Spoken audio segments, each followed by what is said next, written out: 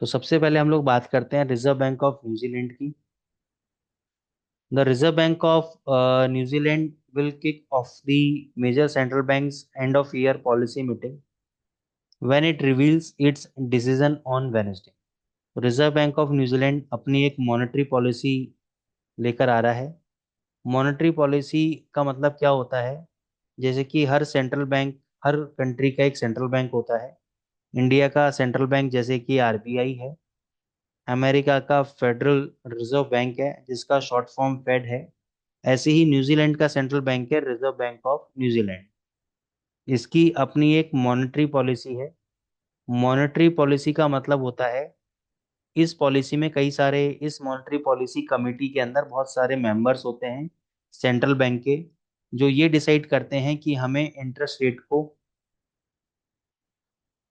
ऊपर लेकर जाना है, यानी इंक्रीज करना है या डिक्रीज करना है।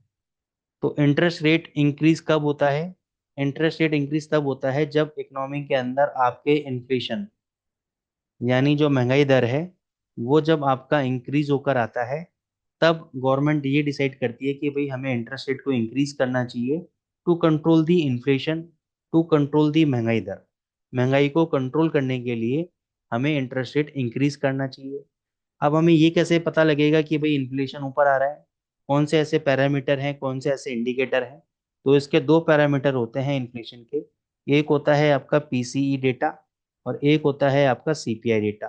पीसीई डेटा का मतलब होता है personal consumption expenditure. CPI data का मतलब होता है कंज्यूमर प्राइस इंडेक्स। दोनों डेटा हैं जो कि इन्फ्लेशन के बारे में बताते हैं कि हमारे इकोनॉमी, यानी कोई भी इकोनॉमी के अंदर इन्फ्लेशन ऊपर जा रहा है या नीचे जा रहा है। तो जब भी इन्फ्लेशन ऊपर जाता है तो गवर्नमेंट इंटरेस्ट रेट को इंक्रीज करती है टू कंट्रोल द इन्फ्लेशन। और जब इन्फ्लेशन कंट्रोल होता है, यानी जब नीचे आ रहा होता है, ठीक है, तो गवर्नमेंट इंटरेस्ट रेट को रिड्यूस करती है। क्योंकि क्या होता है, इन्फ्लेशन कब कम होता है?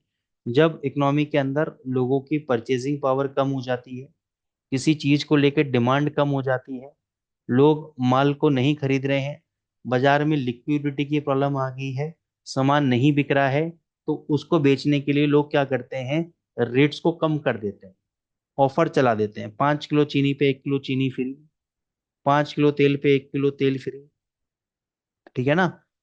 जैसे कि उनकी इन्वेंट्री निकलती रहे। इसलिए जब इन्फ्लेशन कंट्रोल होने लगता है, यानी प्राइसेस गिरने लगते हैं, तो प्राइजेस गिरते भी इसी वजह से हैं कि बाजार में लिक्विडिटी की प्रॉब्लम आ जाती है, कैश फ्लो की प्रॉब्लम आ जाती है। और जब बाजार में कैश फ्लो की प्रॉब्लम आती है तो इसका नेगेटिव असर पड़ता है एम्प्लॉयमेंट नंबर्स के ऊपर। देश में हमारे फिर एम्प्लॉयमेंट नंबर्स कम हो जाते हैं, बेरोजगारी बढ़ जाती है। तो बेरोजगारी बढ़ती है तो इकोनॉमी एक रिसेशन पीरियड में चली जाती है, मंदी के दौर में चली जाती है।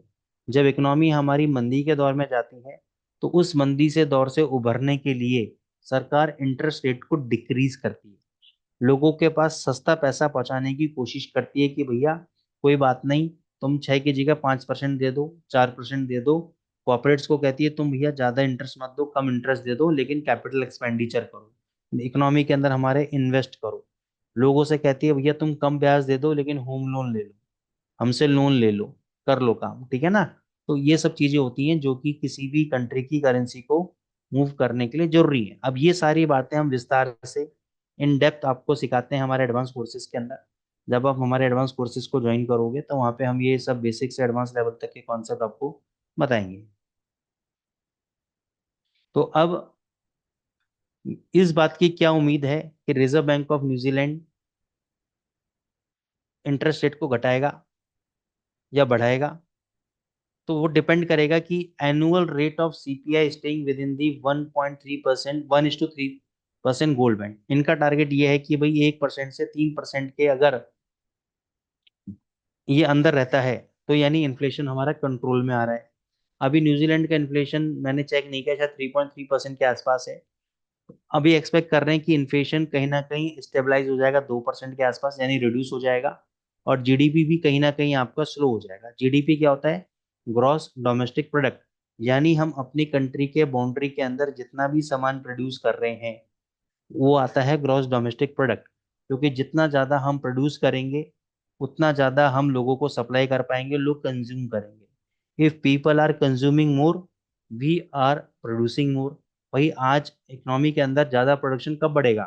जब मेरे किसी प्रोडक्ट की डिमांड बढ़ेगी, मेरे को डिमांड आएगी। अब पहले के जमाने में क्या हुआ करता था, पहले के जमाने में मतलब ज्यादा पुरानी बात नहीं कर रहा हूँ मैं आज से कुछ साल पुरानी बात कर रहा हूँ, जब इंडिया के अंदर ऑलिव ऑयल का चलन नहीं हुआ करता था, खाली रिफाइंड ऑयल आते थे। ठीक है ना? और रिफाइंड ऑयल के नाम पे भी जो हायर क्वालिटी का आता था वो सफोला गोल्ड आता था, जो हर्ट के लिए स्पेशल हुआ करता था, सबसे महंगा आया करता था। या और भी कोई आता होगा, मेरे को नॉलेज नहीं है, लेकिन ऑलिव ऑयल नहीं आता था। ठीक है ना?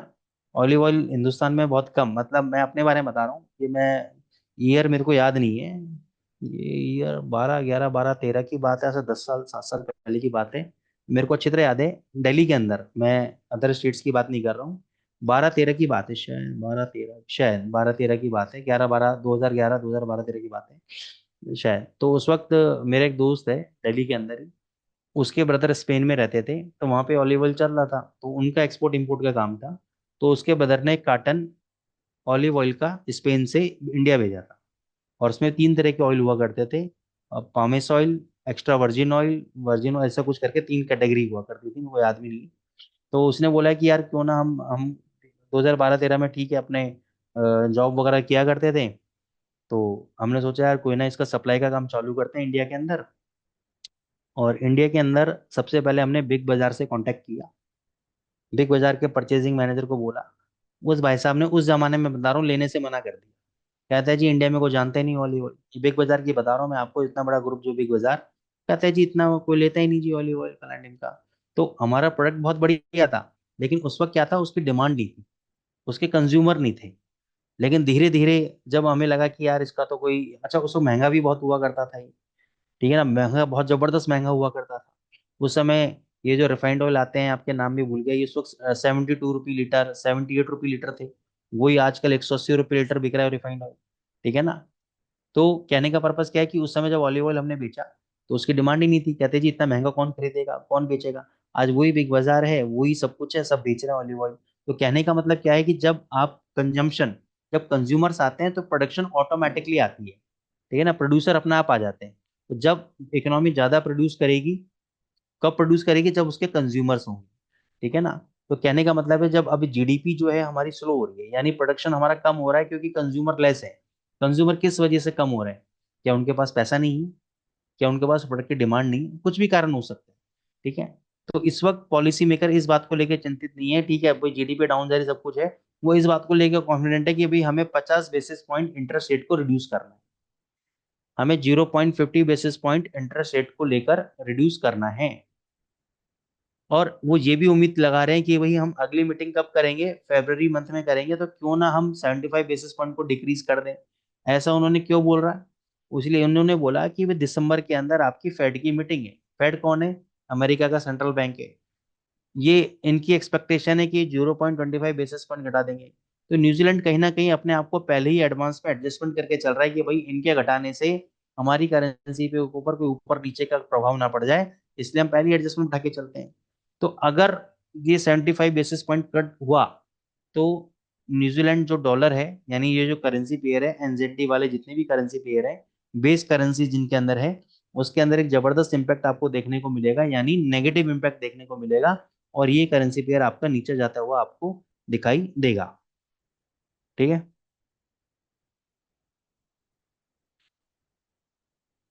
अब आते हैं आगे, यूएस की बात कर लेते हैं। अभी नवंबर में क्या हुआ, नवंबर में आपके यूएस के इलेक्शंस थे, और जैसे मैंने आपको बताया कि करेंसी मूव करती है मॉनेटरी पॉलिसी की वजह से, इंटरेस्ट रेट के ऊपर नीचे जाने की वजह से करेंसी पेयर में मूवमेंट आती है। लेकिन अभी क्या था, जो थीम थी वो थी डोनाल्ड ट्रंप का surprise election victory, Donald Trump साहब जो जीते, और जो उनकी पॉलिसीज थी वो मॉनेटरी पॉलिसी के ऊपर भारी पड़ गई, यानी उसको ओवर शेडो कर दिया। हर जगह ट्रम्प की पॉलिसीज की, ट्रम्प की बात हो रही थी, और लोग कह रहे थे कि भाई ट्रम्प की पॉलिसी इस प्रकार से हैं कि वो अमेरिकन इकोनॉमी के अंदर इन्फ्लेशनरी पॉलिसीज हैं, यानी वो इन्फ्लेशन को इंक्रीज करेंगी, महंगाई दर को इंक्रीज करेंगी, इसलिए जो डॉलर है वो आपका ऊपर रहेगा, डॉलर है वो आपका ऊपर रहेगा। ठीक है ना? तो क्वेश्चन ये आता है कि ट्रम्प साहब की जब इन्फ्लेशनरी पॉलिसीज या डॉलर ऊपर रहेगा, तो इसका रियली में इम्पैक्ट मैं बताता हूँ। नवंबर मंथ के अंदर जब मॉनेटरी पॉलिसी आई थी फेड की, और इन्होंने 0.25 बेसिस पॉइंट को रिड्यूस कर दिया था, यानी डॉलर इंडेक्स आपका नेगेटिव जाना चाहिए था, तो कोई भी इम्पैक्ट डॉलर के ऊपर नहीं पड़ा, बल्कि डॉलर आपका ऊपर गया। तो ये इस बात का सबूत है कि डोनाल्ड ट्रंप का जो इलेक्शन वाली जो पॉलिटिक्स है या उसकी जो पॉलिसीज है वो मॉनेटरी पॉलिसी के ऊपर भारी पड़ गई। लेकिन आप देखो ये न्यूज़ तो डिस्काउंट हो चुकी है, तो the focus has been shifted back to the Fed. अब फोकस वापस फेड पे आ गया है कि जब जनवरी मंथ के अंदर ट्रम्प साहब अपनी ओथ लेंगे, मतलब यानी शपथ ग्रहण समारोह लेंगे, शपथ लेंगे, गद्दी संभालेंगे, अपनी कुर्सी संभालेंगे, उससे पहले फेड के क्या चांसेस हैं कि वो इंटरेस्ट रेट को रिड्यूस करेगा। तो दिसंबर के अंदर चांसेस हैं कि वो 25 बेसिस पॉइंट को रिड्यूस कर सकता है, उसके चांसेस 60 से 55% के बीच में है। ठीक है। अब ये रिड्यूस नहीं करना चाहते, क्यों नहीं करना चाहते? ये करेंगे, इन्होंने जो फेड चेयरपर्सन है पावेल साहब, उन्होंने बोला कि भाई हम डिपेंड करेगा कि हम काटेंगे या नहीं काटेंगे इंटरेस्ट रेट इस बात पे कि अगर जो इन्फ्लेशन के नंबर्स हैं या जो जॉब के नंबर्स हैं, एम्प्लॉयमेंट नंबर्स हैं, अगर वो आपके कंट्रोल में आते हैं, यानी नेगेटिव आते हैं, इन्फ्लेशन घट के आया, एम्प्लॉयमेंट डेटा घट के आया, बेरोजगारी दर बढ़ के आए, तो भैया हम इंटरेस्ट रेट को रिड्यूस कर देंगे। लेकिन अगर ये दोनों नंबर से आपके अच्छे आ गए, तो हम इंटरेस्ट रेट को ऊपर ही रखेंगे, यानी हम नहीं घटाएंगे, और इससे डॉलर की वैल्यू आपकी तेज रहेगी, नीचे नहीं आएगी। ठीक है ना? तो सबसे पहला जो डेटा पे आपको नजर रखनी है इस हफ्ते, वो रखनी है वेनेसडे के पीसीई डेटा के ऊपर, पर्सनल कंजम्पशन एक्सपेंडिचर के ऊपर, जो कि एक इन्फ्लेशन की रिपोर्ट है। अगर ये डेटा ऊपर आता है तो डॉलर भाग जाएगा, ये डॉलर अगर नीचे आता है तो डॉलर गिर जाएगा। लेकिन इसके बावजूद अगर हमें लगता है कि यार ये डेटा कोई ज्यादा इम्पैक्ट नहीं डाला है इसने डॉलर के ऊपर, तो इन्वेस्टर्स की अगली नजर जाएगी उसी दिन फेड की जो नवंबर में मॉनेटरी पॉलिसी आई थी उसके मीटिंग मिनट्स के ऊपर, कि भाई उन्होंने आने वाले समय के लिए क्या बोला था उसके अंदर, तो उसको याद किया जाएगा, उस पर रिकॉर्ड किया जाएगा, और उसके बेसिस पे मार्केट में मूवमेंट आ सकती है। उसके अलावा इसी वीक के अंदर आपके ड्यूरेबल गुड्स ऑर्डर का डेटा है, आपके क्वार्टर 3 के जीडीपी नंबर्स हैं, आपके कंज्यूमर कॉन्फिडेंस डेटा है, और थर्सडे को आपका थैंक्स गिविंग डे के कारण मार्केट बंद है। तो अभी जो मूवमेंट आनी है आपकी वो मंडे से लेकर वेनेसडे को आएगी। थर्सडे फ्राइडे मार्केट थोड़ा सा आपका हल्का वीक रहेगा, डाउन रहेगा, या मूवमेंट कम रहेगी आपकी। डाउन का मतलब ये नहीं कह रहा डाउन ट्रेंड में रहेगा, मतलब मूवमेंट कम रहेगी आप। यहाँ तक क्लियर हुआ आप लोगों को?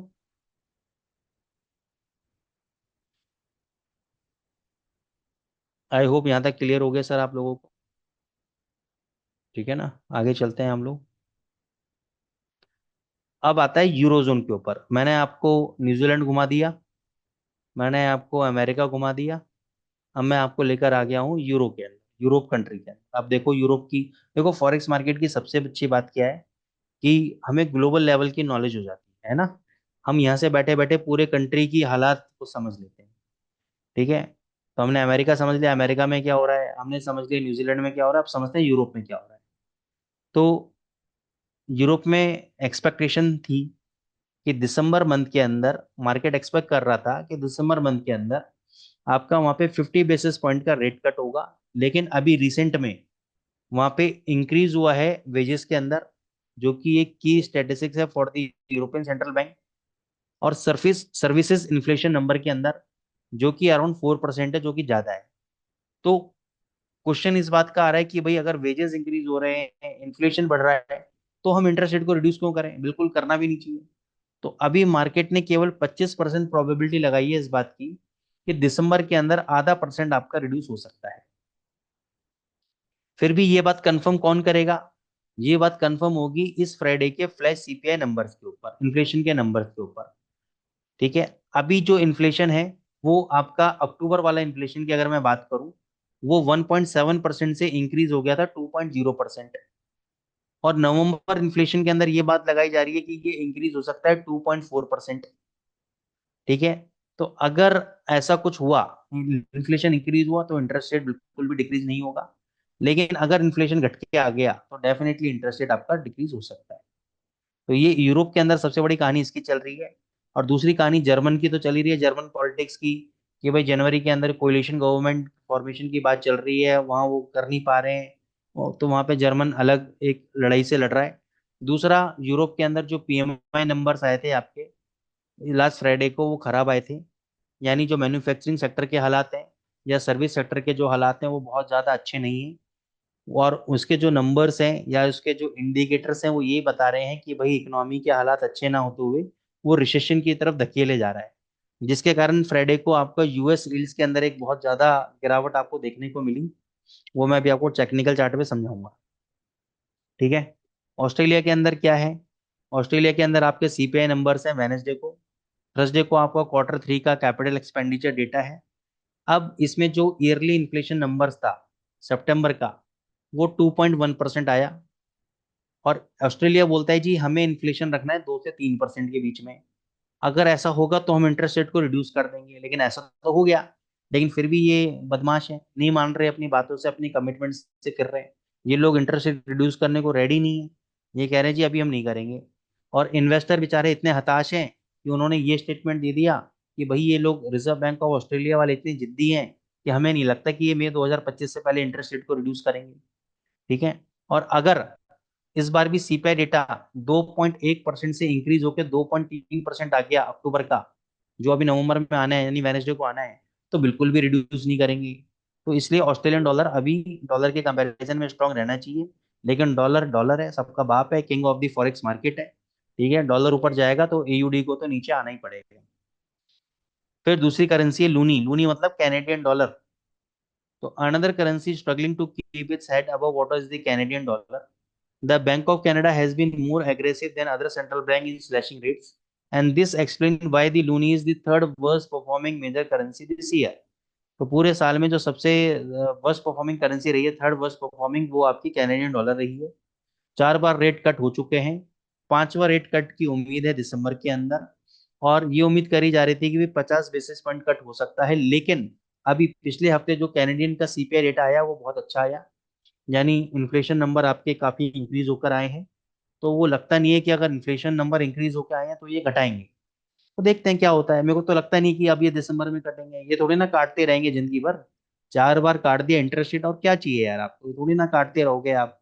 ये बिल्कुल ही बैंक को घुसा दोगे नीचे, ऐसा नहीं होता, ये नहीं काटेंगे। ठीक है ना। तो कैनेडियन डॉलर आपका टर्न अराउंड हो सकता है दिसंबर के अंदर। अब हम आ जाते हैं डेटा के ऊपर।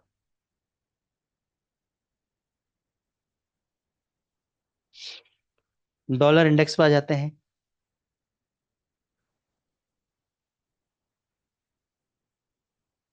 डॉलर इंडेक्स में ट्रम्प की मॉनेटरी पॉलिसी, ट्रम्प की जो इलेक्शन पॉलिसीज थी उसके कारण, या ये कह लो रशिया यूक्रेन के वॉर के कारण, या इसराइल हमास के वॉर के कारण, ये एक बहुत सेफ हेवन करेंसी भी माना जाता है इसको।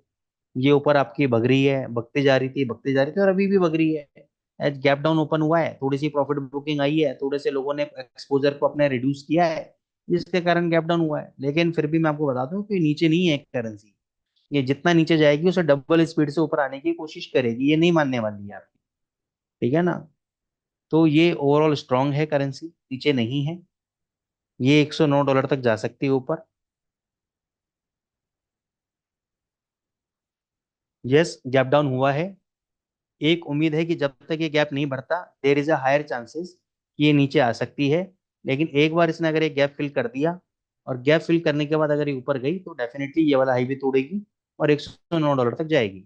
लेकिन अगर इसने गैप फिल नहीं किया, देखो दो कारण है, तो गैप फिल करके यहीं से नीचे आ जाए, ये भी प्रोबेबिलिटी है। या गैप फिल करने के बाद ये वाला हाई टूटने के बाद ये तेज हो जाएगा। Condition applied. ठीक है। यूरो यूएसडी पे हमने बात की थी आपसे। अब देखो यूरो यूएसडी फ्राइडे को क्यों गिरा। यूरो यूएसडी फ्राइडे को इसलिए गिरा क्योंकि मैंने आपको बताया था कि यूरो के पीएमआई नंबर्स आए थे, आपके परचेसिंग मैनेजर इंडेक्स नंबर, जो कि बहुत ज्यादा नेगेटिव थे। और इनके नेगेटिव के कारण आपका जो यूरो की ईल्ड्स हैं, यानी वहां के जो गवर्नमेंट बॉन्ड की ईल्ड्स हैं, ट्रेजरी ईल्ड्स हैं, वो नीचे गिर गई थी आपकी, जिसके कारण यूरो वीक हो गया और बहुत अच्छा स्पाइक लगा दिया। अब इसके अंदर मैं एक बहुत बढ़िया आपको टेक्निकल कोरिलेशन समझाता हूँ। अगर आपको समझ में बैठे तो अच्छी बात है, नहीं तो कोई बात नहीं। इसका 2 मिनट जरा इस पे फोकस करो। ये डाउन ट्रेंड में था आपका यूरो। बिल्कुल नजर में बैठा लेना ये पैटर्न जो मैं आपको दिखा रहा हूँ। फिर ये देखो, ये आपका साइडवेज में आया, और उसके बाद अचानक से नीचे गिरा और यहाँ पे एक स्पाइक लगाया। स्पाइक लगाने के बाद यहाँ पे इसने काफी सारी इनसाइड डे कैंडल या नैरो रेंज कैंडल बनाई। ये पहला वाला जो रेड कैंडल था, ये आपका मदर डे था, मदर कैंडल था। ये आपका इनसाइड डे था। इस कैंडल का जैसे ही हाई टूटा टूटा, तो यहाँ से तेजी की ओर संकेत करता है। क्यों करता है संकेत तेजी की ओर? क्योंकि मैं बोलता हूँ history tend to repeat itself, या मार्केट एक कोरिलेशन है। देखो मैं एयूडी यूएसडी में सेम मूवमेंट आपको दिखाता हूँ, यहाँ पे समझना, इसलिए मैंने आपको दिखाया था। यहाँ पे डाउन ट्रेंड था पूरा एयूडी यूएसडी में, यहाँ पे साइडवेज मार्केट था, अचानक से यहाँ पे स्पाइक लगाया, सेम स्पाइक जैसे यूरो यूएसडी में लगाया। अंदर दो चार कैंडल थी, जैसे ही मदर कैंडल का हाई कटा ऊपर गया, प्राइस नीचे आया, फिर ऊपर नीचे ऊपर करते ऊपर चला गया। तो सेम पैटर्न आपका यूरो यूएसडी में बन रहा है। सेम पैटर्न ये यूरो यूएसडी में बन रहा है। मदर कैंडल का हाई कट गया, अभी ऊपर नीचे करते ऊपर, मेरे को लगता है ये 700 750 तक जाना चाहिए। सिर्फ मैं इस ग्राउंड्स पे बोल रहा हूँ कि जो यूडी यूएसडी में हुआ वही सिचुएशन यहाँ पे होनी चाहिए। ठीक है ना, इसलिए मैं यहाँ पे तेजी पकड़ रहा हूँ। जीबीपी यूएसडी का सेम सिनेरियो है, फंडामेंटली वीक है, बहुत ज्यादा वीक है फंडामेंटल्स, लेकिन फिर भी मेरे को लगता है कि यहाँ से इसको तेजी आपकी पकड़नी चाहिए। क्यों पकड़नी चाहिए तेजी आपकी?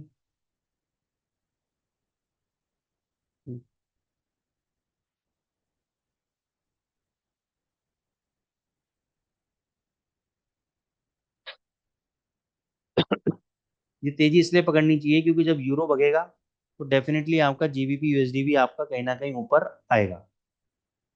डेफिनेटली जीबीपी यूएसडी भी आपका कहीं ना कहीं ऊपर आएगा। ठीक है ना। ये इसका सपोर्ट लेवल है 2490 का। ये लेवल टूटते ही ये 2390 तक जाएगा। मैं डेली चार्ट में आपको दिखा देता हूँ। ये देखो, ये लेवल टूटते ही ये नीचे नेक्स्ट सपोर्ट है 2390 का। तो मेरे हिसाब से तो सबसे बेस्ट बाइंग बनती है यहाँ पर 2300 का ये वाला एसएल लगाओ, और यहाँ से आप ऊपर करते रहो। अब एक इंपॉर्टेंट चीज मैं आपको दिखाना चाहता हूँ। यहाँ पे बहुत से लोग हैं जो एवरेजिंग का काम करते हैं। किसका काम करते हैं? एवरेजिंग का। कितने लोग आप में से एवरेजिंग का काम करते हो? कितने लोग आप लोग एवरेजिंग करते रहते हो?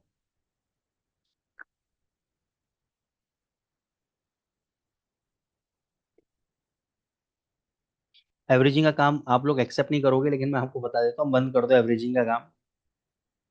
क्योंकि डेटा दिखाता हूँ, ये देखो, 2008 में जो हाई लगा वो वापस पलट के कभी नहीं आया। 2009 में जो हाई लगा वो पलट के वापस नहीं आया। 2011 में जो हाई लगा वो पलट के वापस नहीं आया। 2014 में जो हाई लगा वो पलट के वापस नहीं आया। 2018 में जो हाई लगा वो पलट के वापस नहीं आया। 2021 में जो हाई लगा वो पलट के वापस नहीं आया। तो एवरेजिंग वाला काम छोड़ दो दोस्तों। एवरेजिंग वाला काम करोगे मारे जाओगे। ठीक है ना, कोई सेंस नहीं बनता एवरेजिंग वाले काम में।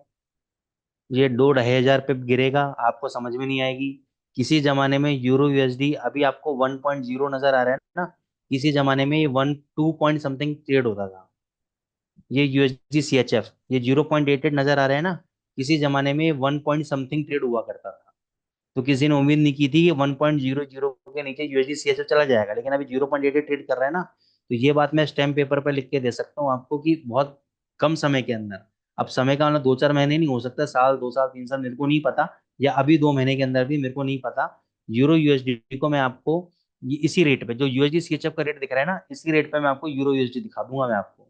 तो एवरेजिंग वाला काम छोड़ दो, निकल जाओ, स्टॉप लॉस वाला काम करो। ये तो मर जाओगे, कोई फायदा नहीं है। तो जीबीपीएचडी समझ में आया, 2490 का सपोर्ट है, और आप बाय ट्रेड ले सकते हो। जीबीपी जेपीवाई में अभी कोई भी पैटर्न समझ में नहीं आ रहा। एयूडी यूएसडी भी आप बाय ट्रेड ले सकते हो।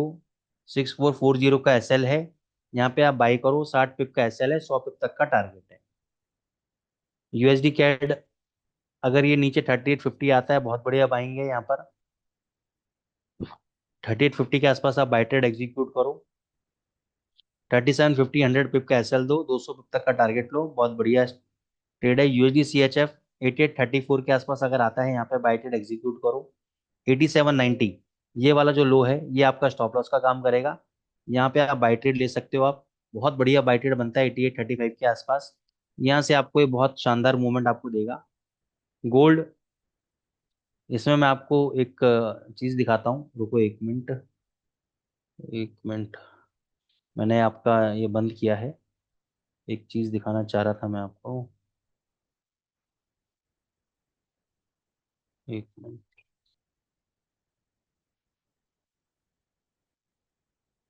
ओहो। अभी लेटेस्ट न्यूज़ आई थी, मतलब मेरे पास कहीं से आई थी, तो मैंने सोचा आप लोगों के साथ शेयर कर दूं, और इसी वजह से ही आपका ये गोल्ड जो है गिरा था। ये एक मिनट स्क्रीन शेयर कर देता हूँ मैं आपको। ये देखो, Israel and Lebanon has agreed to the terms of an agreement to end the Israel-Hezbollah conflict। ठीक है ना, जिसकी वजह से अचानक से जो फॉल आया, इसी वजह से आया कि इसराइल और लेबनान के बीच में ये एग्रीमेंट हो गया कि भाई अभी हम लोग लड़ाई नहीं करेंगे, भाई भाई हैं, हम लोग मिलके साथ रहते हैं। ठीक है, इस वजह से ये गिरा।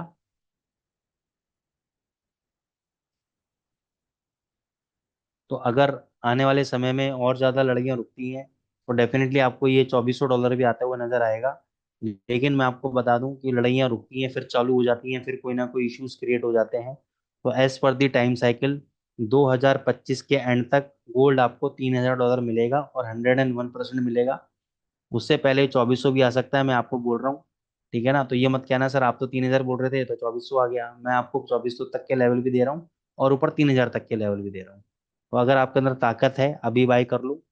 2400 तक अपना एवरेज करो, उसके नीचे जाने वाला नहीं है ये, और उससे पहले तेज हो जाना है इसको। ठीक है। तो ये एनालिसिस, इसके अलावा अगर कोई और करेंसी पेयर पे आप एनालिसिस चाहते हैं तो बता सकते हैं। नहीं तो फिर हम स्ट्रेटेजी पार्ट के ऊपर चलेंगे, और मैं आपको ट्रेडिंग स्ट्रेटेजी बताऊंगा बहुत शानदार, जैसे हर हफ्ते बताता हूँ।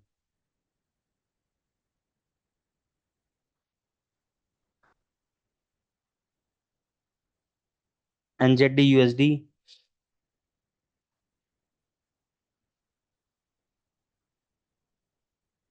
देखो 5800 इसका लास्ट उम्मीद का घर है। 5800 अगर टूट गया, इसके नीचे बंद हो गया, तो ये खत्म है। खत्म मतलब इन द सेंस, ये जो न्यूजीलैंड का भी मॉनेटरी पॉलिसी का मैं बात बता रहा हूँ, वेनेसडे को।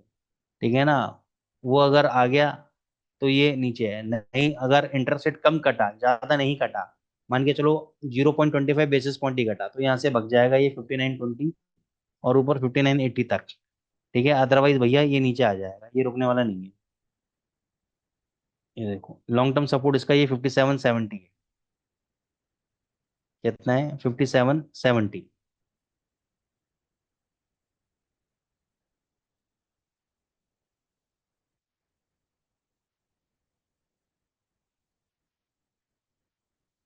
ठीक है, ये लेवल कटा तो मामला खराब है। नहीं तो उससे पहले पहले 6050 और 6100 बाउंस बाउंस बैक मार सकता है, क्योंकि जो इसका आप रेंज देख रहे हो ना, ये इसकी लास्ट उम्मीद का करीब 5770 है। ये लेवल कटा, उसके बाद सीधे ये 5500 के आसपास आ सकता है। ठीक है। ठीक है भाई, क्लियर हो गया। यूरो यूएसडी का मैंने बता दिया, आप यहाँ पे बाय कर लो अभी। ठीक है, 330 का एसएल है ये वाला। 330 का एसएल कटा, तो ये कहाँ रुकेगा भगवान जाने। ये तो यहाँ पे आप बाय कर लो, ये 650 और 700 तक आपको कुछ दिनों में मिल जाएगा। और अगर 330 का लेवल कट गया, फिर ये मैं आपको दिखा देता हूँ। ये लेवल अगर कट गया 330 का, फिर अगला सपोर्ट आपका 230 है।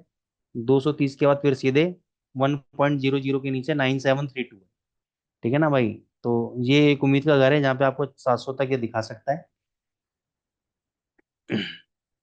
और ये अगर कट गया तो दिक्कत है। क्लियर।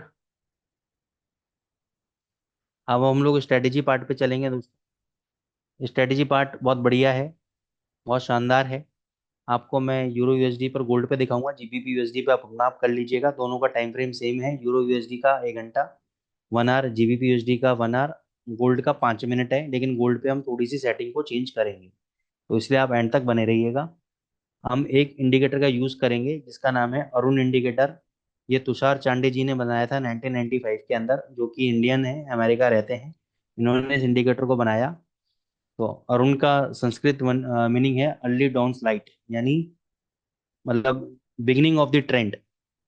तो ये इसके दो लाइनें होती हैं दोस्तों, एक ब्लू कलर की लाइन है, एक ऑरेंज कलर की लाइन है। ये जो ब्लू कलर की लाइन है, इसको बोला गया है अरुण डाउन। हम ज्यादा डिटेल में इसके बारे में इसलिए बात नहीं करेंगे, because we are running of the time, और ये हमारा एडवांस कोर्स का सब्जेक्ट है, तो वहां पे हम ये बताते हैं। तो अभी खाली मैं आपको ये बताऊंगा कि आप टेक्निकल इंडिकेटर को कैसे यूज करें, कैसे पैसा बनाएं, कहाँ पे एंट्री लेनी है, कहाँ पे एग्जिट लेनी है।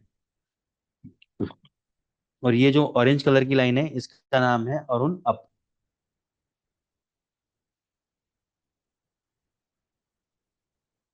ये देखो, ये दो लाइनें हैं, जैसे मूविंग एवरेज होती है वैसी लाइनें हैं। तो जैसे अरुण अप, ये ऊपर जाता है अरुण, यानी अरुण डाउन, सॉरी, ये ब्लू कलर की लाइन अरुण डाउन है, ये जब ऊपर होती है ऑरेंज लाइन की, तो ये सेल सिग्नल जनरेट बोलता है। और जब ये ऑरेंज लाइन ऊपर होती है यानी अरुण अप ऊपर होता है, तो ये बाय सिग्नल जनरेट बोलता है। क्लियर हो गया? अब यहाँ पे एक और इंडिकेटर हम प्लॉट करेंगे, CCI, coloured CCI histogram 2.0 by just uncle. ये मैं आपको 30 सेकेंड्स का समय दे रहा हूँ, इसका आप स्क्रीनशॉट जल्द से जल्द ले लो। दोबारा रिपीट नहीं कर पाऊंगा मैं।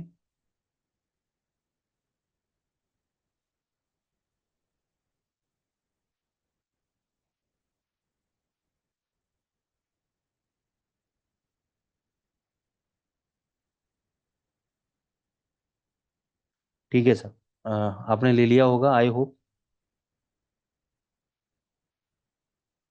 अब इसकी सेटिंग में जाना है आपको। इसमें यहाँ पे एज इट इज रहेगी सेटिंग, इसमें भी मैं आपको 20 सेकेंड्स का समय दे रहा हूँ, फटाफट स्क्रीनशॉट ले लो।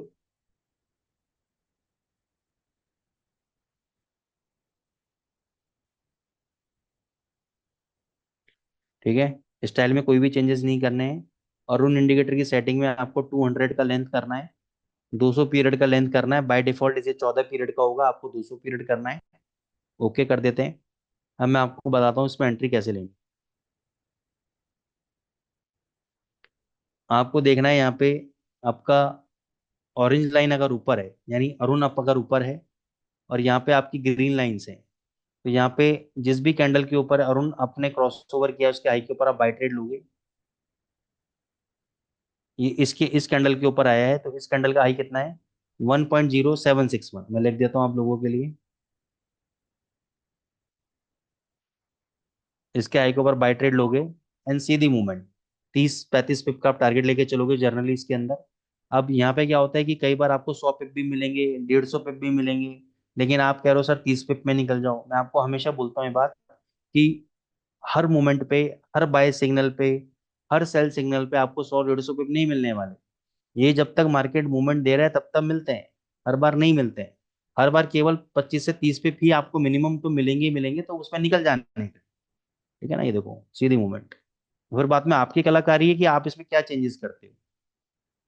फिर यहाँ पे देखो, ये ब्लू कलर की लाइन ऊपर आ गई, ये है अरुण डाउन लाइन। यहाँ पे हिस्टोग्राम क्या है आपका? सेल है। अरुण डाउन लाइन ने कहाँ क्रॉस ओवर किया? यहाँ पे क्रॉस ओवर किया। सबसे लोएस्ट कैंडल कौन सा है? ये वाला है, इसके नीचे मैं सेल करूंगा। इस कैंडल का लो कितना है? 1.0844। कितना लो लगाया? 798। और कितना लो लगाया? 778। प्रॉफिट बुक हो गया। फिर यहाँ पे देखो, ये अरुण अप लाइन है, यहाँ पे सारा हिस्टोग्राम भी अपना सही है। इस कैंडल के हाई के ऊपर हम बाय ट्रेड लेंगे। इस कैंडल का हाई कितना है? 897। कितना हाई लगाया? 1008। और कितना हाई लगाया? 1047। सीधी मूवमेंट। तो देखो यहाँ पे सेल दिया, यहाँ पे दिया। मैं यहाँ पे सेल करूंगा क्या? नहीं, क्यों नहीं करूंगा? क्योंकि ये कैंडल का लो सबसे बड़ा है, इसके नीचे मैं शॉर्ट मारूंगा। डाउ साहब बोलते हैं जब पुराना लो टूटता है तब मोमेंटम आता है, या पुराना हाई टूटता है तब मोमेंटम आता है। इसका लो कितना है? 1.1055। लो कितना लगाया? 1002। प्रॉफिट बुक हो गया। अ, ठीक है, यहाँ पे देखो बाय ट्रेड दिया। ये बाय ट्रेड कितने पे है? 1189। अब यहाँ पे समझना, यहाँ पे हम फंसेंगे। 1189 पे बाय है, ये ऊपर मैक्सिमम गया 1214।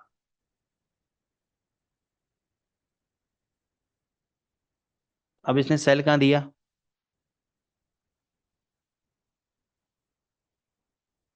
सेल दिया इसने 1078। तो यहाँ पे मैं समरी लिख रहा हूँ। समरी है, मैंने बाय किया 0.01 एट द रेट ऑफ 1.1189। मैं सेल कर रहा हूँ 0.02 लॉट 1.1078। यानी मैंने यहाँ पे खरीदा, इसका मैंने लॉस बुक किया इस रेट पे, और यहाँ से डबल क्वांटिटी मैंने शॉर्ट कर दिया। तो यहाँ पे मोटा मोटा मेरे को लॉस लगा 110 पिप का। क्योंकि 110 पिप है तो मेरा ब्रेक इवन पॉइंट कितना होगा, क्योंकि यहाँ पे मेरे डबल क्वांटिटी है, तो मेरा ब्रेक इवन पॉइंट निकल जाएगा 55 पिप। 55 पिप मल्टीप्लाई बाय 2 कितना होता है, 110 पिप। तो यानी जब मैं 1078 में से 55 पे प्रोड्यूस कर दूंगा तब मैं ब्रेक इवन पे आ जाऊंगा। और उसके नीचे भी अगर जाएगा ये तो मैं और ज़्यादा प्रॉफिट मेरे को मिलेगा। यहाँ पे मैंने शॉर्ट किया 1078 पे, और यहाँ पे देखो लो लगा 951, और कितना लो गया 900, और कितना लो गया 814, और कितना लो गया 761। फिर देखो यहाँ पे बाई हुआ, इसका हाई कितना है 867। तो यहाँ पे लॉस कवर हुआ या नहीं हुआ, यहाँ पे लॉस कवर हो गया सारा। ठीक है ना। फिर यहाँ पे दोबारा बाई ट्रेड एग्जीक्यूट हुआ 871 पे, यहाँ पे आई कितना लगाया 934, प्रॉफिट बुक। फिर यहाँ पे देखो यहाँ पे शॉर्ट दे दिया इस कैंडल के लो के नीचे, सॉरी इस कैंडल के लो के नीचे 761, सीधी मूवमेंट अभी तक शॉर्ट में। ठीक है। अब मैं आपको गोल्ड पे दिखाता हूँ 5 मिनट के चार्ट पे। अरुण इंडिकेटर सेटिंग में जाएंगे, 200 की जगह कर देंगे 500। ठीक है, 500 हो गया अरुण इंडिकेटर।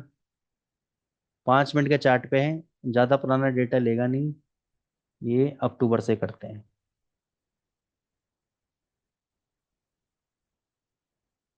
देखो इसमें क्या करना है, थोड़ा यहाँ पे समझना अच्छे से।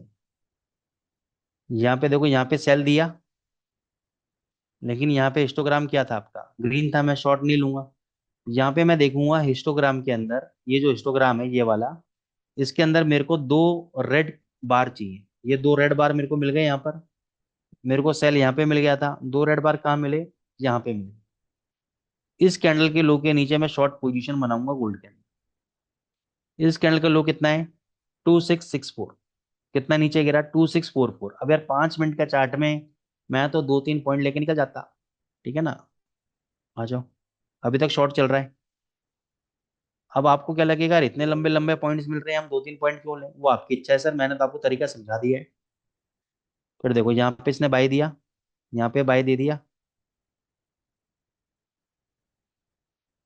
इस कैंडल का हाई कितना है 2668, हाई कितना लगा गया 2673।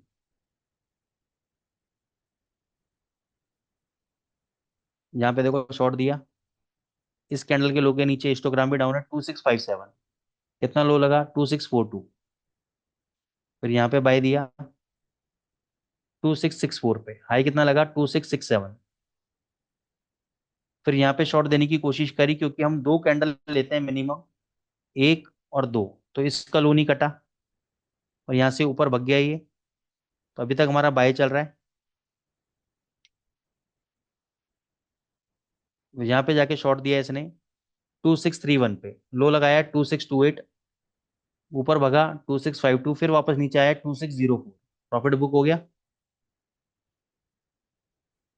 अभी तक सेल चल रहा है। यहाँ पे देखो बाय देने की कोशिश करी 2618.36, यहाँ पे आई कितना लगाया 2618.95, यानी बाय ट्रेड एग्जीक्यूट नहीं हुआ, बाय ट्रेड हुआ यहाँ पे एग्जीक्यूट, इन दोनों कैंडलों के हाई के ऊपर 2625 पे, सीधी मूवमेंट।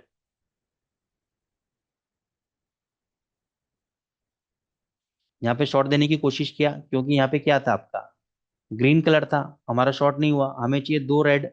यहाँ पे दो रेड मिला, इन दोनों के लो के नीचे शॉर्ट करेंगे। इन दोनों का लो कितना है 2651, कितना लो लगाया 2645। फिर यहाँ पे बाय दिया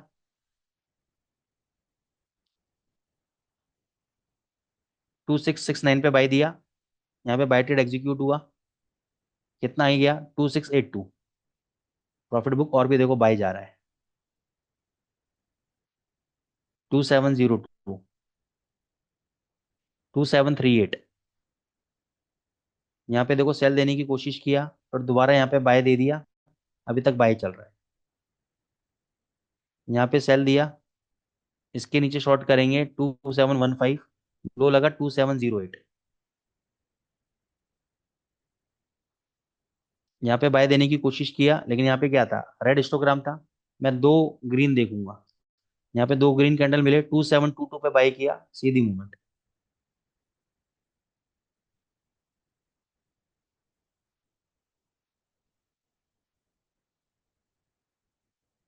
फिर देखो यहाँ पे शॉर्ट दिया 2756, सीधी मूवमेंट। फिर यहाँ पे बाय देने की कोशिश किया, तो इसका हाई कटना था, उससे पहले यहाँ पे सेल दे दिया, इसका हाई कटता उससे पहले यहाँ पे सेल दे दिया। सेल तो हमारा ऑलरेडी चल रहा था, फिर यहाँ पे दोबारा बाय देने की कोशिश किया, इन दोनों कैंडल का हाई ब्रेक नहीं हुआ, फिर यहाँ पे दोबारा सेल दे दिया, सीधी मूवमेंट। यहाँ पे बाय दिया, यहाँ पे रेड हिस्टोग्राम था, मैं दो रेड कैंडल देखूंगा, ग्रीन कैंडल देखूंगा सॉरी। यहाँ पे मैंने बाय किया 2788 पे, कितना ऊपर गया 2704, सॉरी 2688 पे बाय किया 2704। फिर यहाँ पे शॉर्ट दिया, इस एरिया में मैं शॉर्ट बनाऊंगा, सीधी मूवमेंट, सीधी मूवमेंट।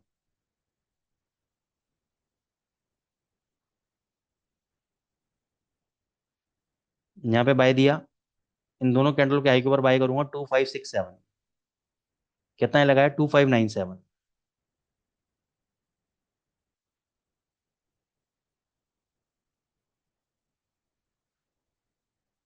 यहाँ पे शॉर्ट दिया, इस कैंडल के नीचे 2658, अभी तक देखो 2658 के नीचे गया, कितना आ गया लो 2626। ये आज का बता रहा हूँ मैं आपको, ये आज का ट्रेडिंग है ये वाला। यहाँ पे शॉर्ट दिया था 2658 के नीचे, यहाँ पे कितना लो लगा 2658, यहाँ से ऊपर कितना गया 2687, फिर देखो टूटा। ये रियल ट्रेड है, लाइव ट्रेड है, ये आपकी किस्मत अच्छी है कि आज ही सिग्नल दिया है इसने, ताकि आप इसको लाइव देख पा रहे हैं, लाइव पे कितना जबरदस्त सिग्नल दिया है इसने। ठीक है, तो ये सर स्ट्रेटेजी है, आई होप आप लोगों को समझ में आई होगी। स्ट्रेटेजी, पैसे मतलब पैसा जो बनता है स्ट्रेटेजी से, और स्ट्रेटेजी चलती है डिसिप्लिन के ऊपर। अब आप कहोगे सर 2658 का लोन ही कटा, उससे पहले ये 2687 चला गया, हम तो वेट करते रह गए। सर दिया ना सर, शाम को दिया, लेकिन सर शाम तक वेट ही नहीं होता अपन से। हमको तो अभी चाहिए, जिस समय हम सिस्टम पे बैठे हैं, चार्ट के आगे बैठे हैं, उस समय सिग्नल चाहिए। ऐसा नहीं होता है ना सर, घर से नहीं चल रहा है अपने बाजार, बाजार बाजार की तरह से चलेगा। तो आई होप आप लोगों को समझ में आ गया होगा मार्केट में कैसे ट्रेड करा जाता है, कैसे ट्रेड लिया जाता है। डिसिप्लिन इज मस्ट, और trading is the game of discipline. अगर डिसिप्लिन नहीं है, ठहराव नहीं है आपके पास, सेल्फ कंट्रोल नहीं है आपके अपने ऊपर, तो आप ट्रेडर नहीं बन सकते। आपको डेली प्रॉफिट चाहिए, हर घंटे में प्रॉफिट चाहिए, नुकसान नहीं होना चाहिए, हर ट्रेड में मुनाफा चाहिए, आप ट्रेडर बन ही नहीं सकते, काम ही मत करो। मेरे पास इतने क्लाइंट के ऑफर आते हैं फंड मैनेजमेंट के, मैं कभी नहीं करता, क्योंकि मैं जानता हूँ ये मार्केट समझता नहीं है। जब तक प्रॉफिट आ रहा है तब तक मेरे को कहता रहेगा वाह सर, अच्छा सर, बहुत बढ़िया सर, आप तो भगवान हो। जिस दिन लॉस हो गया उस दिन गाली बकेगा कि सर किस बात के ट्रेनर हो, आपको तो ट्रेडिंग आती नहीं है, फलाना नहीं। तो मैं ट्रेड करता ही नहीं किसी का भी, अपने मैं सेल्फ अपना खुद का अपना चल रहा है करता हूँ। इसलिए क्योंकि लोग नहीं समझते, लोगों को सिर्फ प्रॉफिट समझ में आता है, बस नुकसान किसी को समझ में नहीं आता है।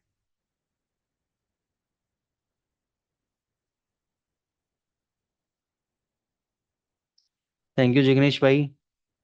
तो आई होप दोस्तों, अगर आपको अच्छी लग रही स्ट्रेटेजी तो अप्रिशिएट कीजिए, और मैं कहता हूँ अगर अप्रिशिएट आपसे नहीं होता है, आपकी ईगो हर्ट होती है, तो एटलीस्ट बुराई कर दो यार, ये सर मजा नहीं आया, बेकार लगा, तो मेरे को लगेगा यार कुछ ना कुछ इंप्रूवमेंट करना चाहिए।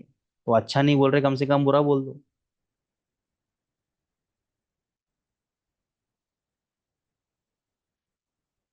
Thank you Narendra sir.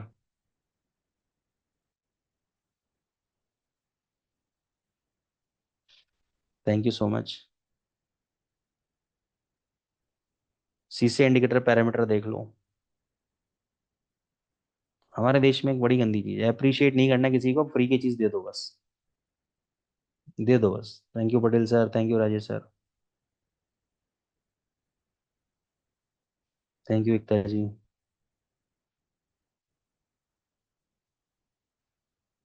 Thank you जिक्स, आपका नाम बड़ा बोला नहीं जा रहा है मेरे से, जिक्स पूरिया पूरिया।